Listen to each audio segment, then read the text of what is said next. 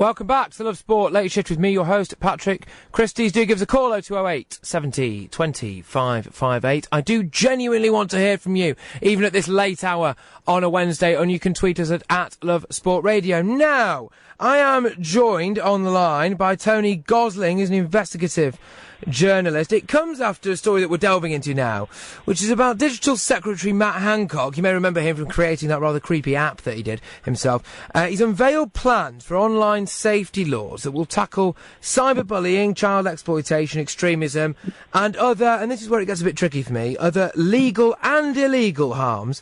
Government, ministries, charities and the public will work together on a white paper later in 2018 that will set out the legislation, with Hancock expecting the laws to be ready within the next couple of years. Tony, are you there? Hi there. Yes, I'm here. Fantastic. I think it's a bit of a double-edged sword, isn't it? I mean, obviously, there's a tremendous amount of online abuse, and I think really what's happened is the tech companies, you know, your Twitters and your Facebooks, have just not actually got a robust enough system to deal with it, and because it's too expensive for them to deal with it, they've got to actually employ human beings. They can't rely on computers to do it all, and actually that would start eating into their profits. So they're just turning away from this problem. So you're it sounds, I mean, against these internet safety laws, are you? Well, I'm actually against the thing is that I think here is what this government has been masking, and they've shown this by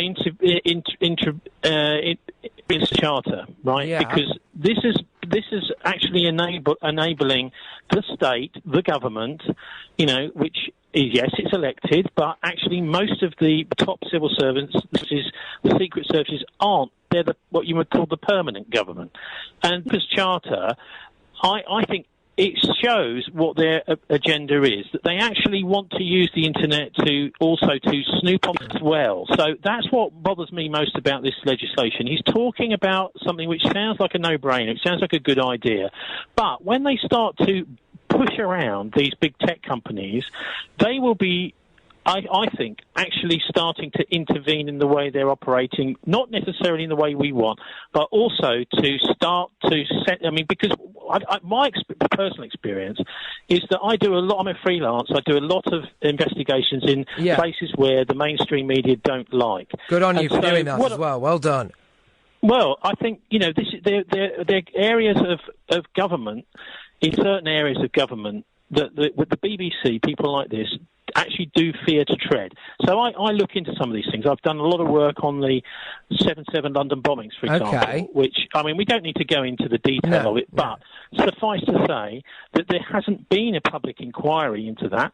All we had was a bunch of inquests when there should have been a public inquiry, at which there was no jury. So whether the people who were involved in that, the victims, etc., had justice, well, I think you have to just talk to them, and you'll get an answer, no, we didn't, you know, because I've spoken to many of them. I mean, so these sorts of investigations is what the point I'm trying to make. Yeah. It is some of the work that I've done has actually been taken off by people like YouTube, by Google, who own YouTube, simply because it doesn't fit with their community guidelines, which really irritates me because they never tell you which community guideline you've broken. Yeah, absolutely. The risk for me in this wants to be able to browser history. Now, apart from the obvious ways that could be proved particularly embarrassing, I mean, isn't that a bit of a slippery slope that we're getting into here? I mean, presumably, if they really wanted to, they could access it anyway, but this almost puts it into legislation, and we will never know how far that can go. And isn't this almost creating a bit of a 1984 style scenario? You're worse than me. I know, but you're no, absolutely right. No, of course. And the reason that this is so worrying, this Snooper's Charter particularly, and admittedly, this is not the Charter, but it's amongst 3 or 4 pieces of legislation which have been planned to sort of bring everybody up to date with the big mod in technology. The government's realised, oh crikey, there's loads of stuff going on, we've got no laws to govern it at all, and so people are just doing what they want, and often that can be seriously harmful and dangerous.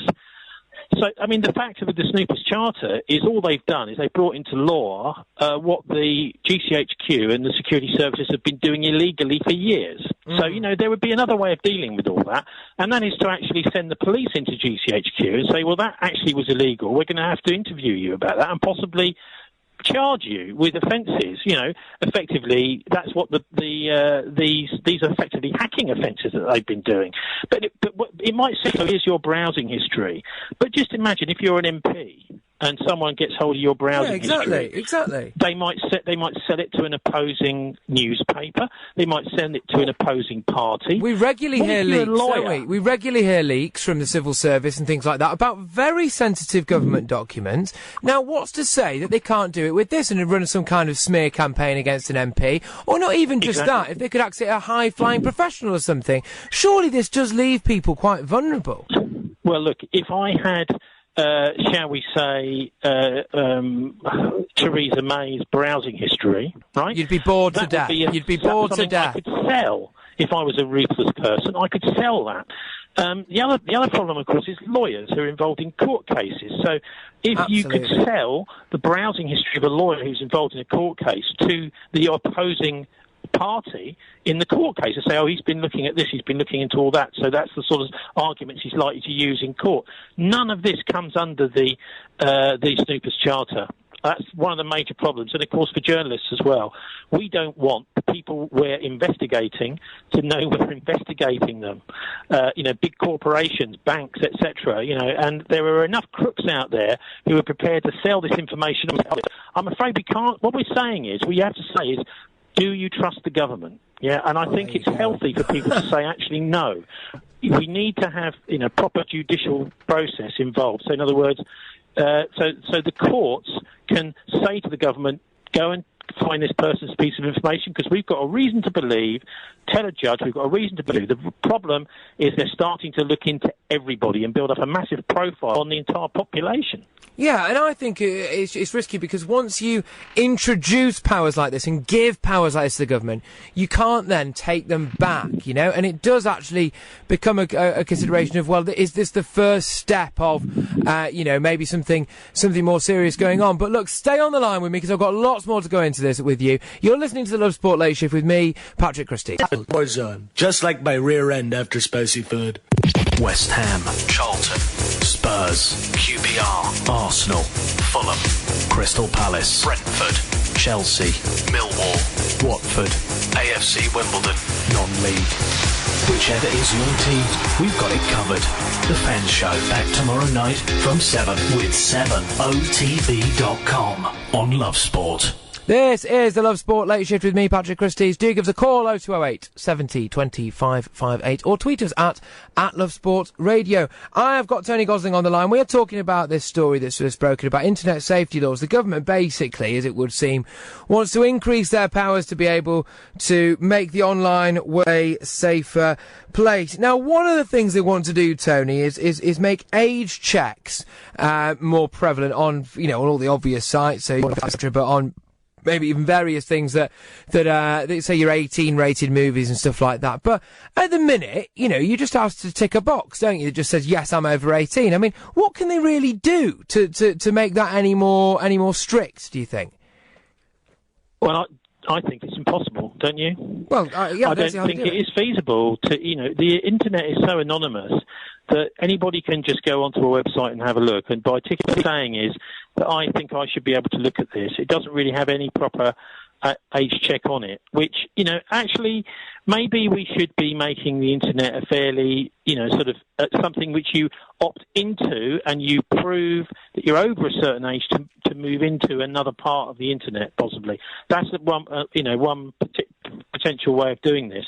And I think that, we've got this massive amount of information out there, some right, some wrong, some tasteful, some totally tasteless, and there does need to be some way of saying, well, certain people, I think we need to protect kids. But, I mean, at the moment, there are all sorts of things that parents can put on their computer to limit what the kids can see. And I think that's probably it's important to be able to, quite a useful tool. But look, the main problem here that they're talking about is, and I think that this new legislation will be dealing with, is looking at people who are basically trolls on the internet, and they go and they attack people on the internet, and there's nowhere near enough being done to stop them. I mean, effectively, you can stop it yourself by simply blocking the person. I mean, that's not a difficult thing to do on any of these social media sites. Can't people just grow a bit of a thicker skin, maybe stop being so easily and block them themselves, or is the problem worse than that?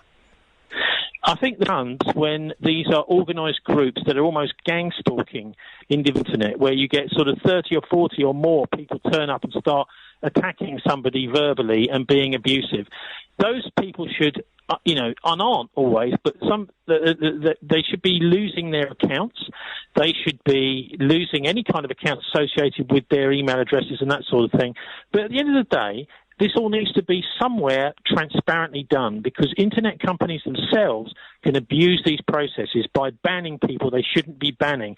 Just because, for example, say somebody like me writes an article about Google and it says that Google is doing something terrible. Well, actually, they are doing very terrible things. We don't need to go there. But Google could then say, we're going to ban this person. They'd be very simple. And by the way, I sent an article in a few years ago about Google, which was very critical of the way that they were stopping people suing them in America. And my editor never published it.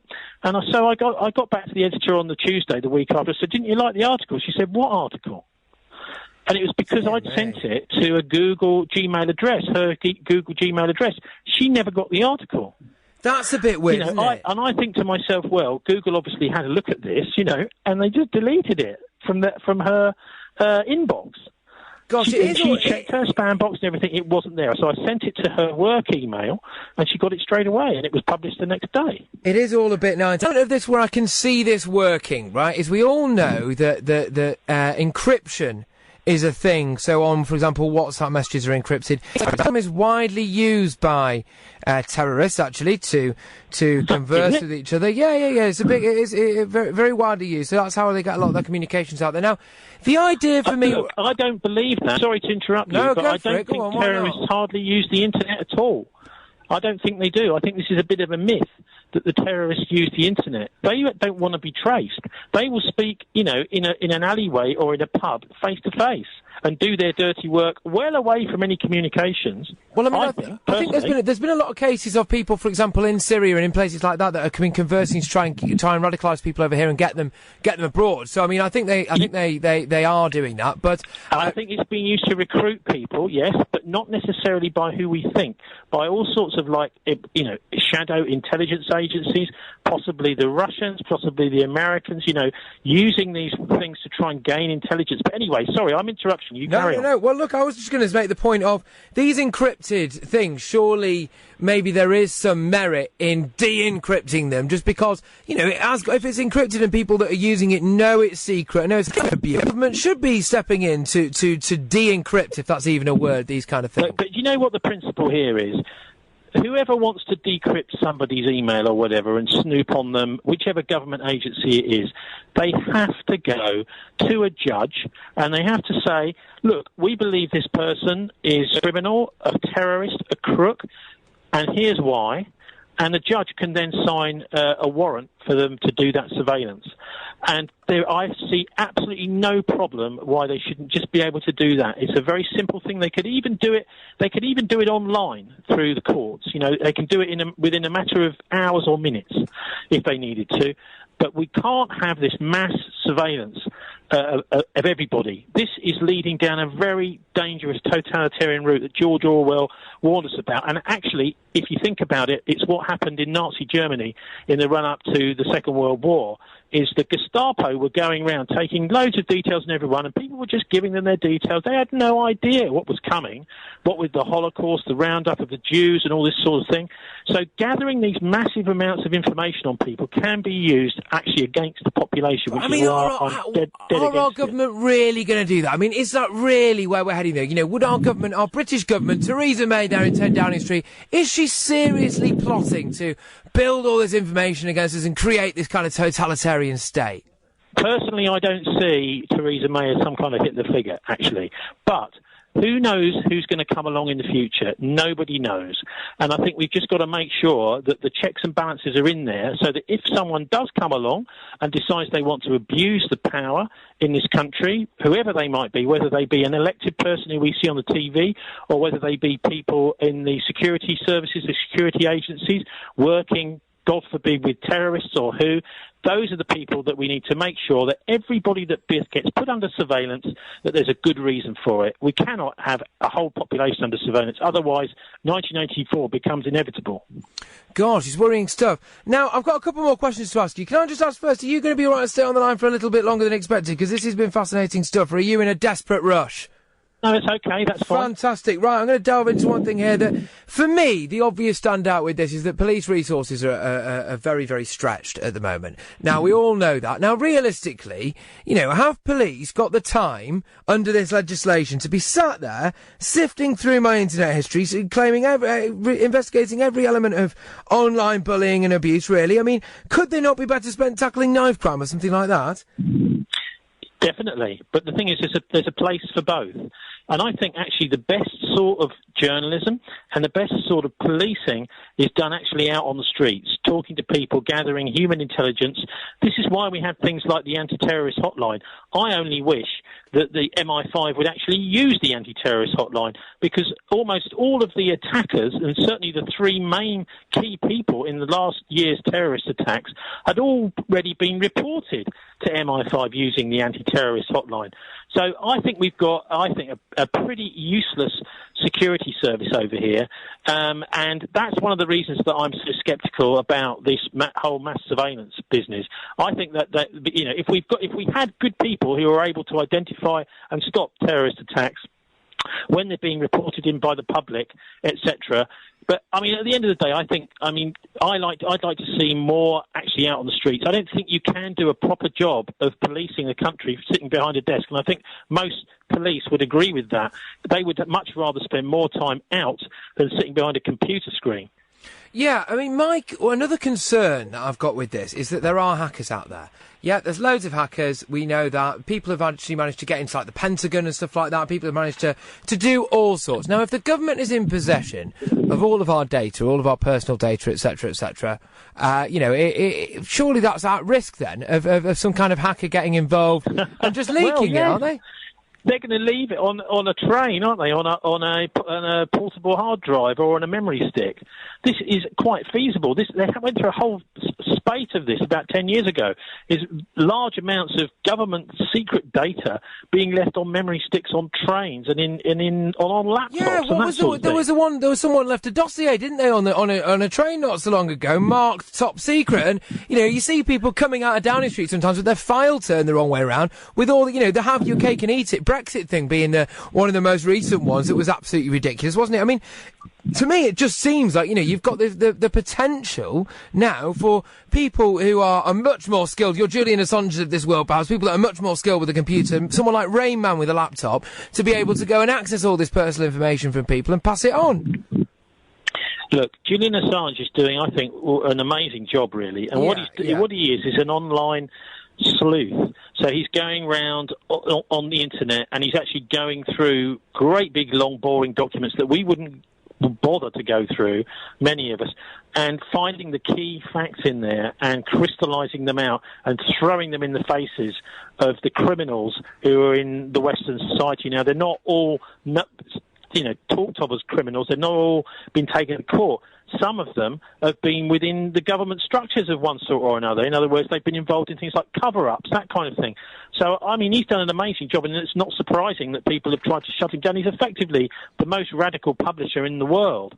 And even if you don't agree with him, people should be supporting his right to publish, because that we desperately need investigative journalism, and we need a radical press, because far too much of our mainstream media in this country is just sort of, I mean, you see the Witness all the royal wedding stuff. It's just, oh, this is wonderful, the wonderful establishment. And it's almost like the establishment is running a lot of the press because it's not anywhere near as critical as it should be of the failings, the Grenfell Towers type failings, the City of London bailout, that appalling, the biggest crime, I think, in history in Britain is the 2008, nearly £1 trillion the government gave to the banks to keep them all going, and then they lapped that up and they used that money to lobby for even more power.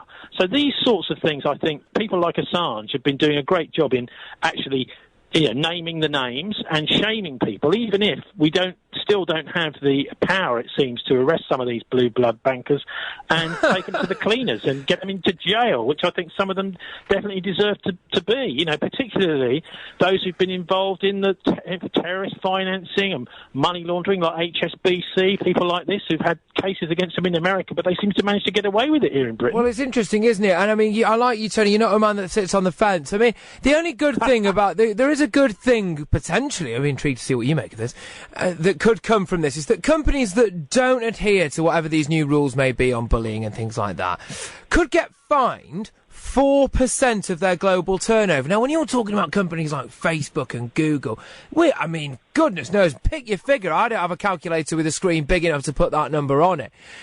Couldn't that money then, I suppose, be put into public services and stuff like that? So surely that could actually be quite a good way of going about it. If you fine these companies for not adhering to the to the rules and regs, it could benefit society in that sense, couldn't it? Yes, certainly. That is, if we've got a government that is actually spending money where it's needed, desperately needed, on things like our schools and hospitals and on our infrastructure, our roads, our potholed roads and this sort of thing. The trouble is, often governments these days are spending them on their own little pet projects, like things like this ridiculously £111 billion HS2. Yes, project. What a load of rubbish that is.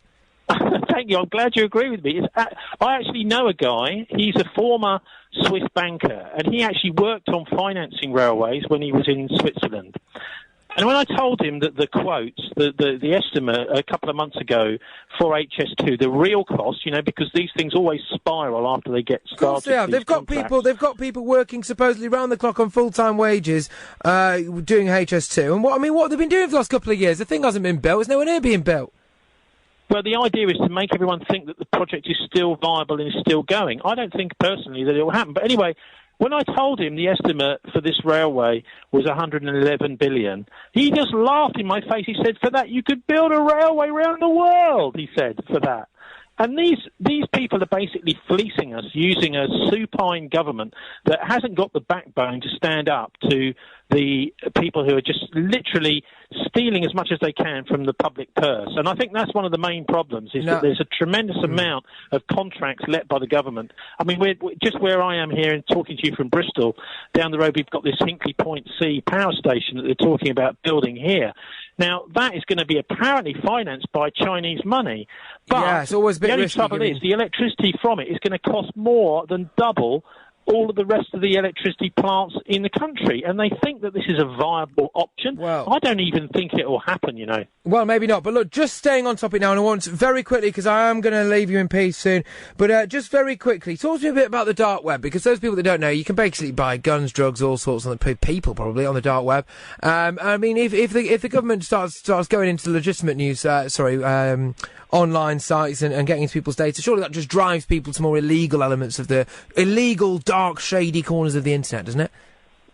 Well, I don't know much about the dark web because all my material is actually up on the internet and very much in public view. But what I can say is that, yes, these are the sorts of areas I'd like to see shut down, actually. And if there are transactions going on, I'd like to see them on ordinary websites. I mean, I hate to even advertise eBay, but people like that, if there are other transaction sites going on, the facts should be watched, and those are the sorts of areas of the internet that, if any, I'd like to see closed down, particularly, those being used by organised crime. And let's face it, this government and particularly the Metropolitan Police have not got the handle on organised crime that they should. Well, on that note, Tony, sorry to have to cut you off, mate, but it is the time is escaping us. But Tony Gosling, you have been an absolute delight. Investigative journalist Tony Gosling there, everybody. You are listening to Love Sport Late Shift with me, Patrick Christys. Give us a call, 0208 70 20 558. I'll be back with a review of the front pages shortly.